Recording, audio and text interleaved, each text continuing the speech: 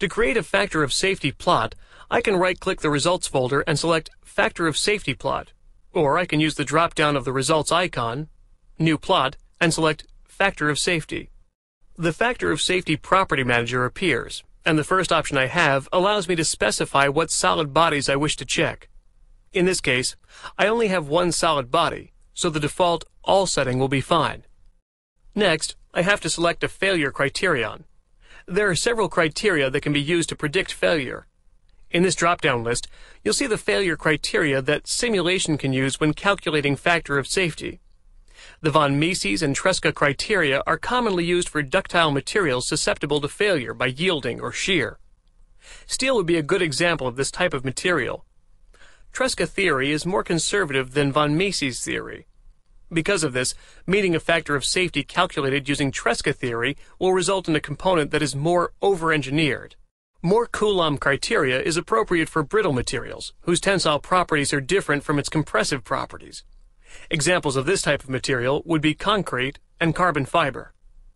Maximum normal stress is also applicable to brittle materials, but it does not take into account the differences in material properties in tension versus compression. The last option is automatic. When using this option, simulation uses information from the model to determine the best type of criterion. It uses the same rules as I described earlier, such as Max von Mises for ductile materials and Mohr-Coulomb for brittle materials. We'll go over the automatic option a bit later.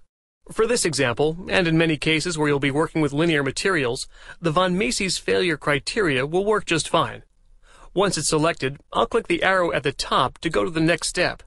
Each of the failure criteria we've been discussing calculates a factor of safety by comparing stress levels to some stress limit allowed by the material you're using in your part.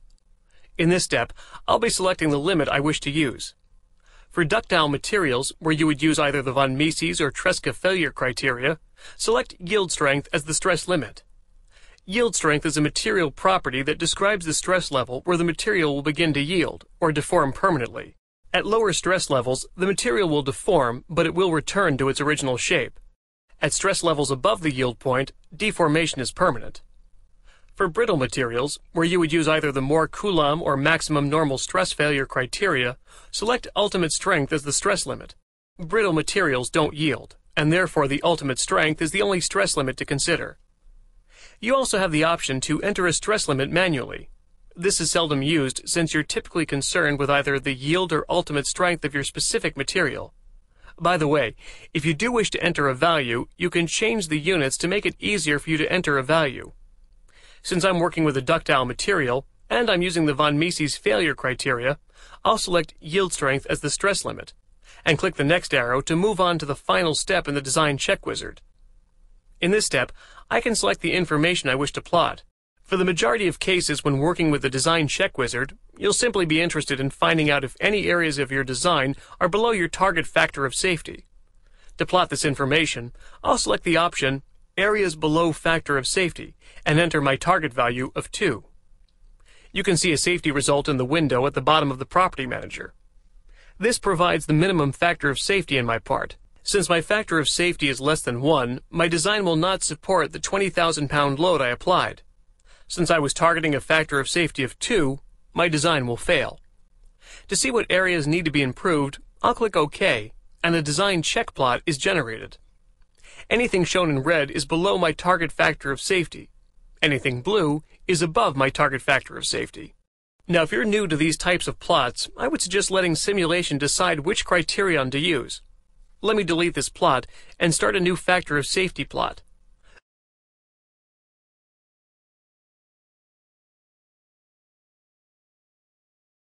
This time, I'll use the automatic criterion. Notice that when I click Next, the only option I have to change is the multiplication factor of the stress limit. I'll leave this at 1 and click Next. The last page looks the same as in the von Mises type. I'll change the factor of safety to 2 and press OK. Notice the plot looks just like the von Mises factor of safety plot I did a minute ago. This simple pass or fail test quickly shows me what areas of my model need to be improved. Now I can go back and make informed changes, such as making the plate thicker, making the hole smaller, or using a different material.